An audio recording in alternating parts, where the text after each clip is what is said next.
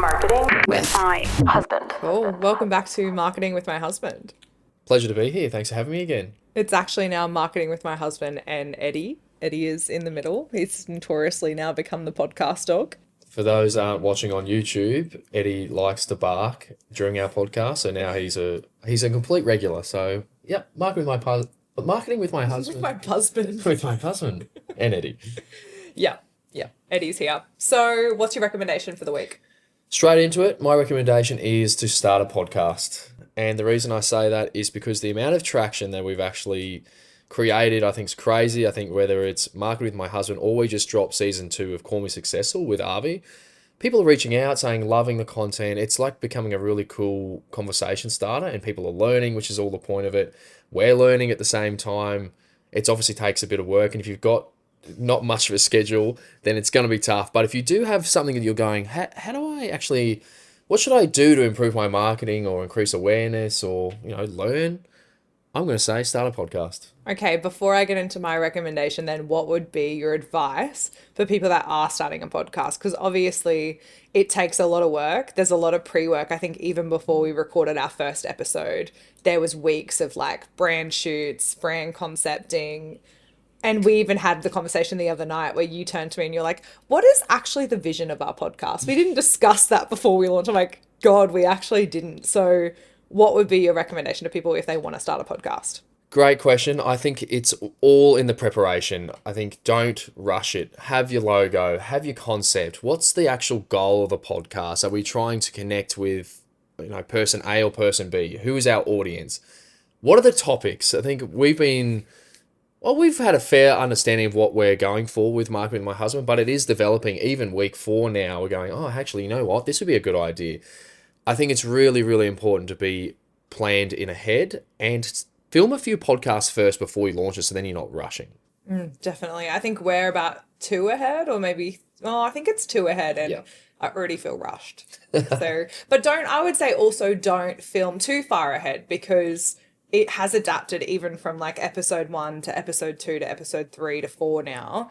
I feel like we've kind of changed a few things. We've learned a few things. So I wouldn't say be too far ahead, but definitely be a couple weeks in advance for sure. Don't rush it. My biggest thing that I used to always do when it came to marketing was just try and rush anything to come out because it's all about getting it out quickly. But you were always like, hey, why don't we just do quality and we slow it down a bit? And if we have to wait another day or 2, it doesn't matter. Big believer in that now. What's your rec? My recommendation, so I already had one and then I've changed my recommendation from yesterday. So actually I have 2 recommendations. Okay. So number 1 is personal. And I would say buy a set of pajamas is my personal recommendation. I actually had an epiphany where I realized I actually hadn't owned a set of pajamas in maybe like 5 years. I just reached for like the most comfiest clothes. It would always be maybe your oversized t-shirt. We would kind of fight over that oversized t-shirt. We call it the mushroom t-shirt in our house. It's a really super soft t-shirt from Gander. Yep.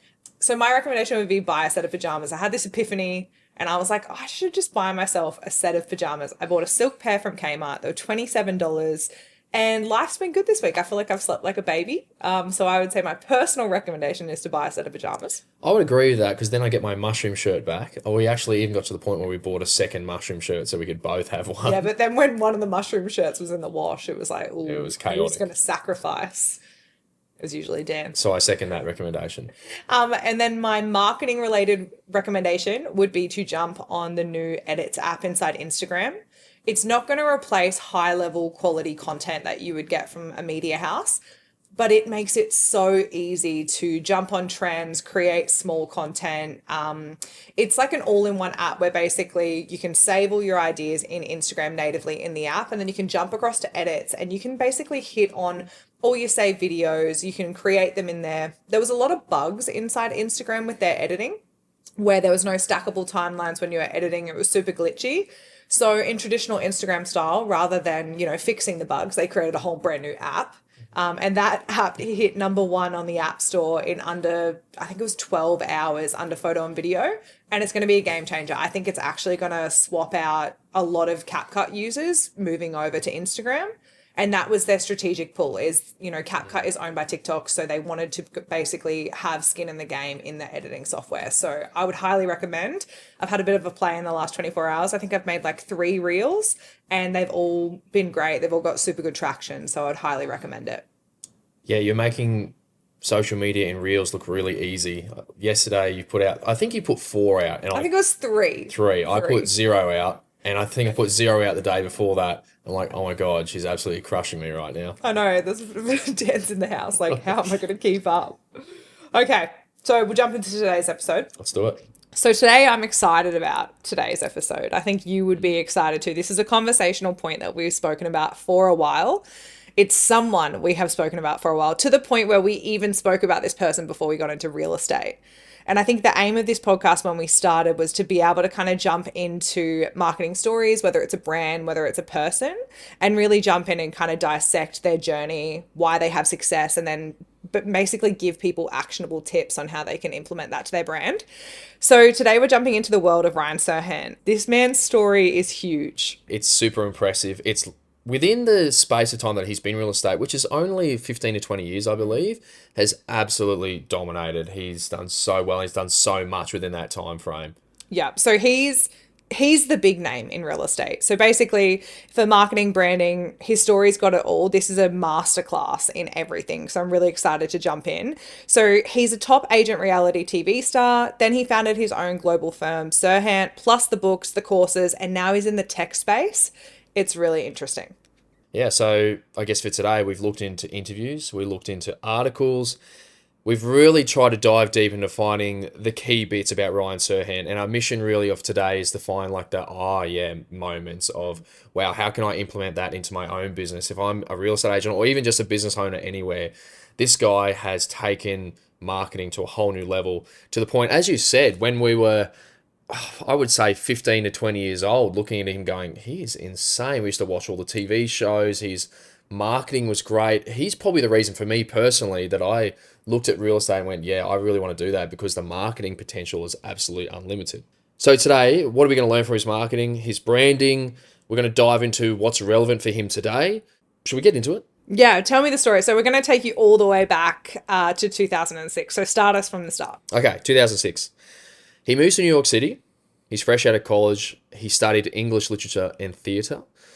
He worked as a hand model, which is hilarious, for an AT&T campaign, making about $150 an hour. That's great money for back then too. Yeah, so it pays the bills. But apparently from him, it wasn't enough to really sustain him. So his living situation, he shared a converted 1-bedroom on the Upper East Side of the 2 paralegals. Rent was, I think, about $3,600 a month, which is pretty steep, obviously. That's so expensive. And that was back then. And that leads to the pivotal moment in summer 2008. So his Tofu incident, which he describes as his wall, which basically his credit card declined just trying to buy some tofu at the local groceries. And he goes, I am absolutely dead broke. It represented his biggest fear of having to give up, move back home, back to Colorado, and paint fences. What a life. Basically fail.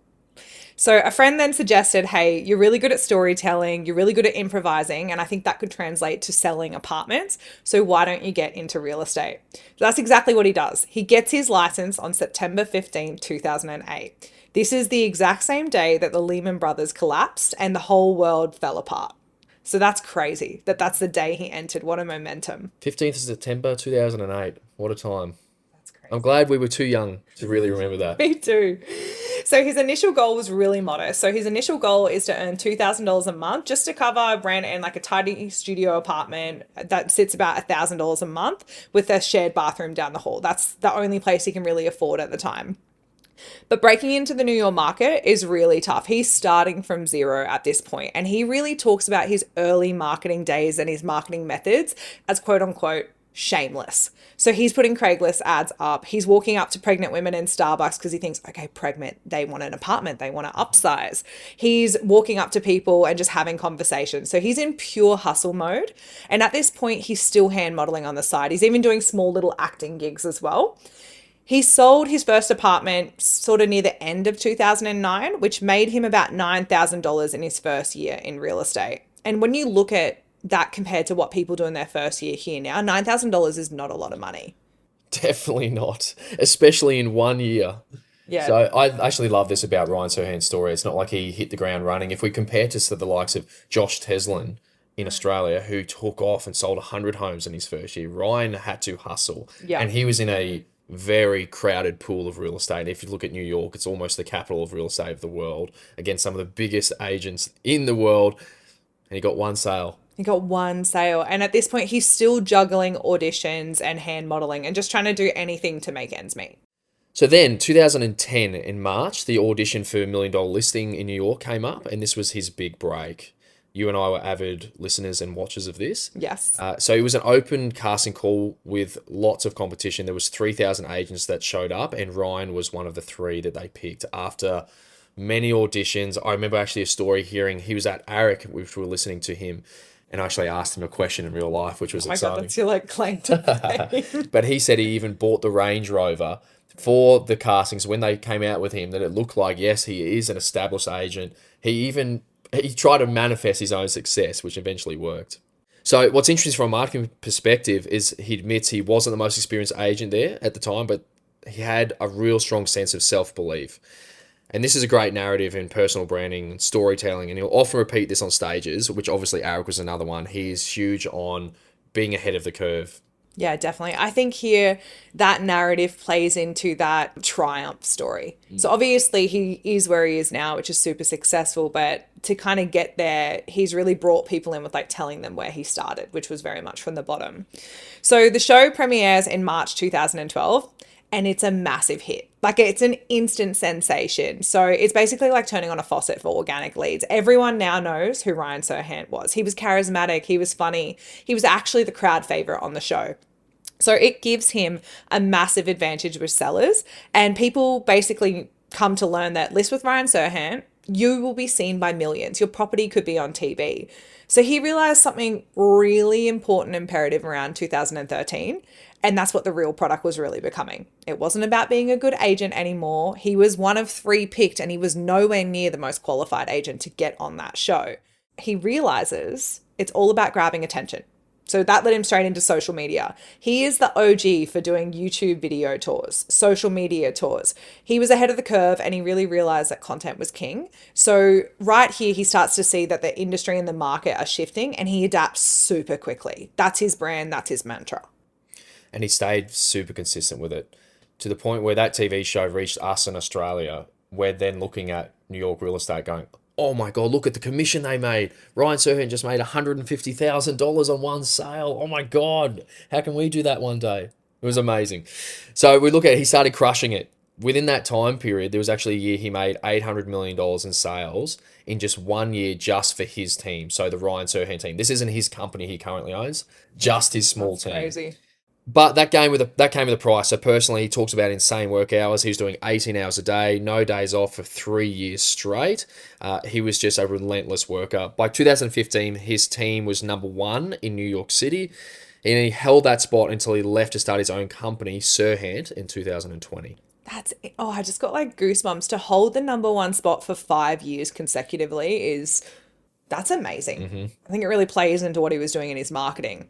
So that relentless drive leads him, as Dan said, September 2020. He launches his own brokerage, Serhant.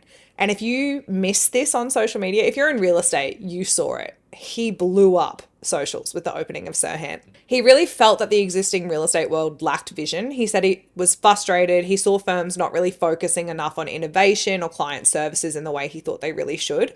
So he went on to build something super different. He actually called it, and I've got a quote here, a multi-dimensional real estate media company. He says it's the intersection of real estate, media, entertainment, education, and tech. That's a mouthful for a real estate agency. So his philosophy behind it is agent first, tech enabled. So the whole idea is to give agents the best tools in branding, content creation, the best tech, and a powerhouse team, all that supports by their ecosystem. So they launched actually in the middle of the pandemic, which is crazy. That's a wild time. There's a lot of businesses going under at that point. So to start it, I mean, you look at the success that he had prior to that, though. I think he was ready to go no matter when. I think he was ready, and he actually says here that he saw it as an opportunity, a moment to shake things up while everyone else was playing defense. Like, how can he disrupt the status quo while everyone's scrambling? He's planning, he's executing. So they set up their first flagship office, the Serhant House in Soho, New York City, where it all began. So it's a part workspace, a part production studio, a part event space, and it just really embodies everything that is real estate and media. He often says, I don't run a real estate business. I run a media business that enables my real estate business. And if you look at his office, it is like, it's immaculate. The signage is huge. It's a Serhant in big blue letters with that full stop. You know, he has now, I actually just saw this the other day on Instagram. I always saw people take the photo. So if you go to New York City and Soho and you're in real estate, branding, business, whatever, the iconic photo to get is one in front of Serhant House. There's a big, beautiful, giant blue S. He's got his billboard out the front. It's like immaculate. I have the dream to go there one day. But I always saw people take this photo, and then I saw the other day, he put it on his story. On the ground, he actually has it's like a marketing sticker that's been permanently placed there by New York City.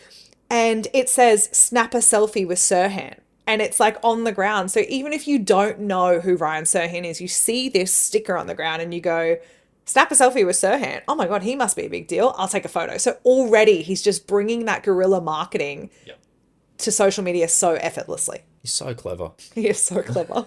Since COVID as well, so he's had explosive growth.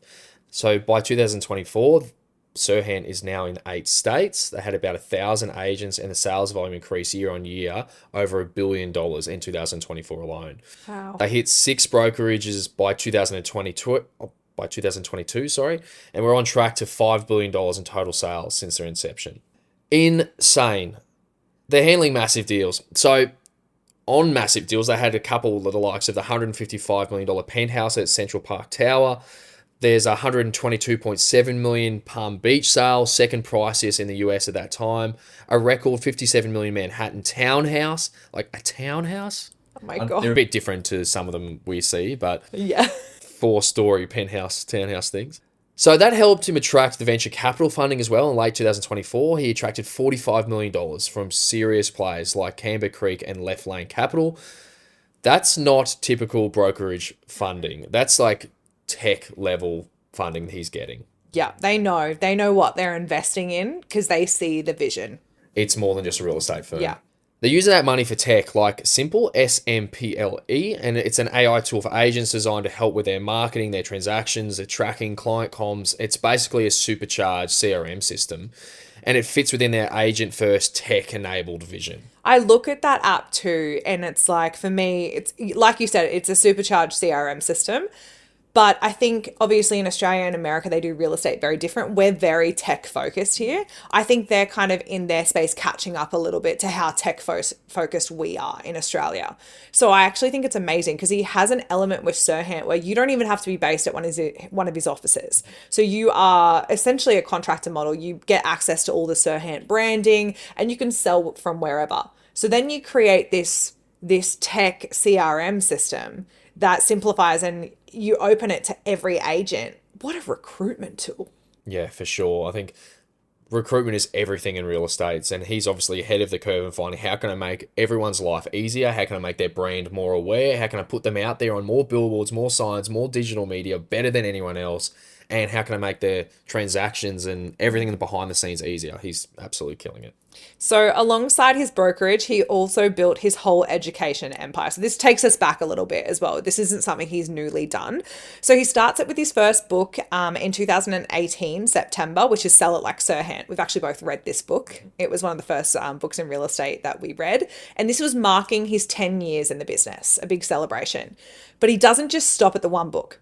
He follows it in 2021 with Big Money Energy, and then in 2024 with Brand It Like Serhant. So 3 books under the belt. That's insane. And they all coincide with his key message and his branding. I've always been baffled at how he does that. With running so many sales, so many staff and offices and writing books and TV shows. He's notorious on his schedule. Like, he will actually often give people a little bit of a look in. Like, we don't even talk about it in this, but his YouTube alone, he's basically building his personal brand and connecting with him, that all funnels into his online course and membership. So that launched in 2019 in August. So initially it was called Sell It Like Serhant. But again, in the Ryan Serhant way, very clever, he rebrands it to Sell It and brings in more external educators. So basically he kind of realizes, I can't just do this on my own.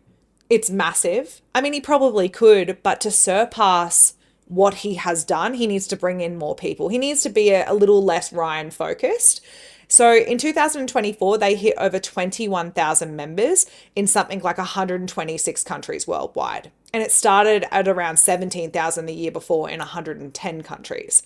So this whole online course and education platform, again, it plays to that entire ecosystem. So it brings in as a recruitment tool, as an education tool, it's getting him on more stages. It's honestly brilliant. So he's constantly feeding the brand, and he speaks about this in Brand Like Serhant. So he says, and this is his quote, define your core identity, deliver content constantly, and amplify your wins. And he lives by that strategy. It's actually really interesting because at AKG, we're creating, well, Avi's created a really strong ecosystem as well between the law firm and the media and the in-house, everything that is available to these agents. Ryan is doing it so well in America, and I think he's been the leader for this. And I think it's, if people can look at what am I going to take away from this podcast today, it's build the ecosystem, build something that makes your agent's life easier if you're in real estate. So the final piece of the puzzle, well, for now anyway, up until now, is Owning Manhattan on Netflix, his own Netflix series. I love that. I love that show. I'm an avid Selling Sunset, but to me, Selling Sunset has way too much drama. Yeah. It's nothing like real estate, but it's like way too scripted. Yep. Owning Manhattan, I thought at the beginning, oh, here we go. What's it going to be like? Is it going to be as good as $1 Million Listing? Because $1 Million Listing was just a bit raw. It felt raw. He absolutely smashed it out of the park. He's the king of authenticity, and I think that's why he's done so well. What I love about Ryan is he doesn't fake anything. If you were to he goes into a $20 million apartment and goes, wow, I've never seen this before. This looks amazing. I love this kitchen bench. Whereas some people would like to think they walk into somewhere like that and they try and keep it cool. Like, yeah, I've seen it all before. Yeah, okay, we've got the high ceilings, whatever. But he's genuinely astounded, or he's like genuinely impressed by things still. And it really comes out in the Netflix series especially. So if we go back, he premiered in June 2024, became a global hit, of course. It renewed immediately for season 2, and his agents and his firm are now being showcased internationally. It's a massive part of his business blowing up even more so. It's brilliant. Recruitment again. Exactly. And growth, really. He also was an executive producer on the show, so he had his own creative input, which is obviously massive. That gives him his own flair and how he wants it to be portrayed. Did you see at the end how he actually kind of announced he was executive producer of the last season? Remember how he's at the end? I vaguely remember it. He's at the end and he's kind of like, oh, the producer's kind of telling me to say this or whatever. And then it cuts and it's like him. Yes. It was such a Ryan Serhant way of being like, I'm here. I feel like every morning I wake up and he's come up with some incredible idea. Obviously, he's got an amazing media team too, Definitely. So there's credit to those guys. They're doing so well. And I know he shouted them out as well, saying the incredible work they do. But every morning it seems like he's got some cool new idea, which I'm like, oh my God, how did he come up with that? So we look here, basically a quick recap on his stats. So 45 million VC funding. He's had $1 billion plus year-on-year sales volume for 2024. Their sales side volume nearly doubled in 2021 to 2022 from $235 million to $542 million. That's a lot of money. His agents apparently are earning up to 4 times the national average. If you talk recruitment, that's absolutely huge. And now he's at the point of 35,000 plus course members. It all paints a picture of a serious financial success and growth. Past all the stats, what do you think are the key takeaways, Tia, after all of that?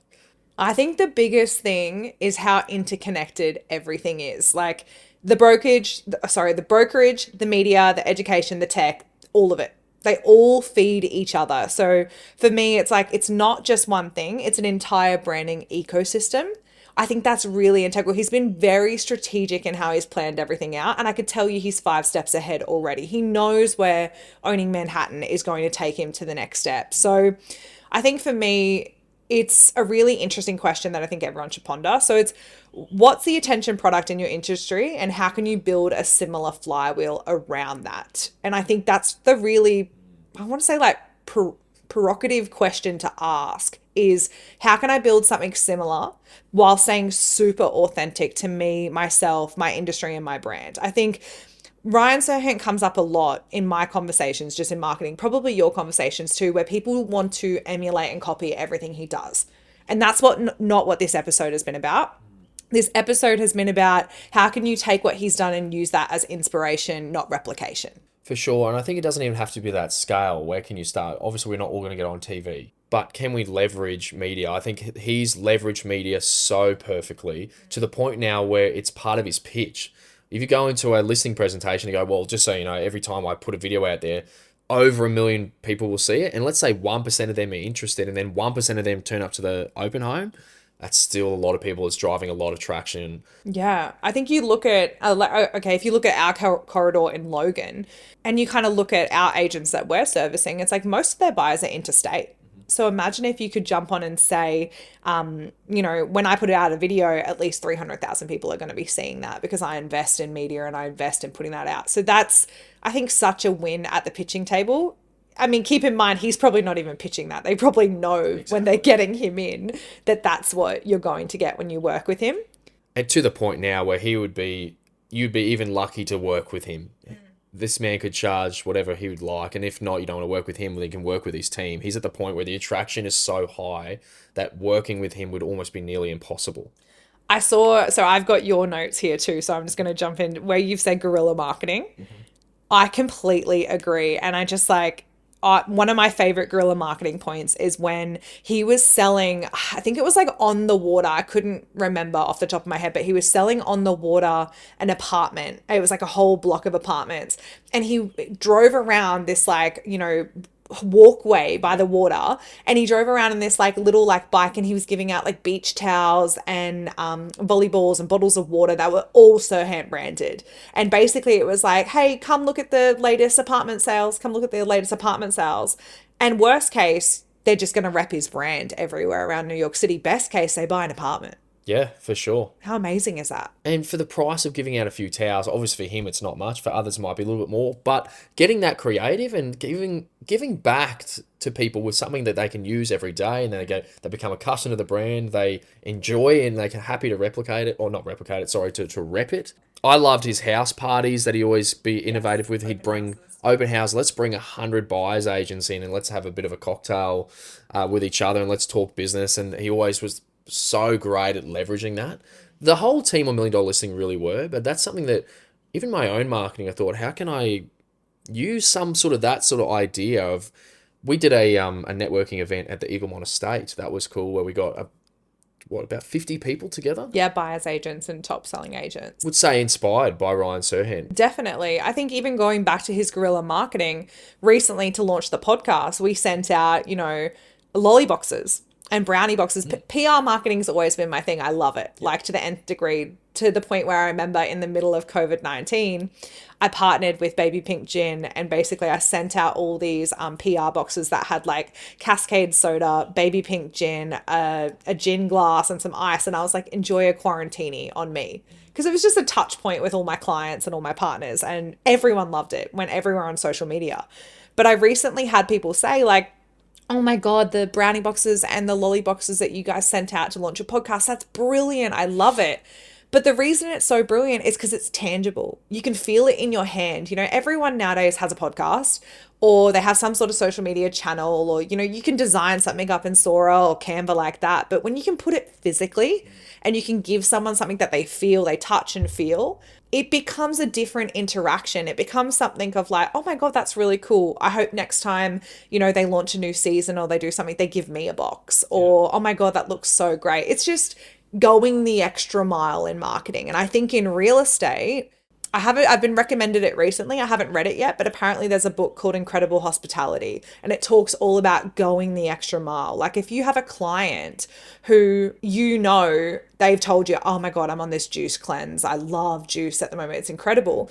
and you have a really bad open home that weekend and no one really shows up, go the extra mile. Put some juices in their fridge and basically say, hey, it wasn't a really great day. I don't want you to stress about it. I popped some juices in the fridge. I know you're on a juice cleanse. You don't even have to think about making the juice this weekend. I'm going to work extra hard to get you those buys next week. It shows you care and you listen. Yeah, you've always been very, very good at that. And always thinking about it too. I think it's something we can probably use all a little bit more. And it's been a great thing for the awareness of this podcast. People have loved it. As you said, who doesn't love a box of red lollies? Sure. Yeah.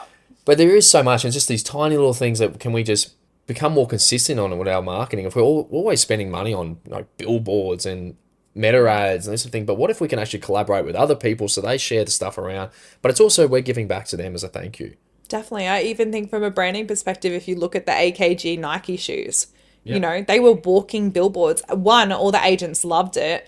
Two, every other agent was like, that's so cool. How can I get a pair? But three, it's like brand awareness beyond the screen, beyond the sign. It's wearable brand awareness. So I think you can take a lot away from Ryan Serhant's story and really implement it even at a micro level. That's a deep dive on Ryan Serhant. This has been fun. Thank you for listening to episode 4 of Marketing with My Husband and Eddie. Marketing with my husband.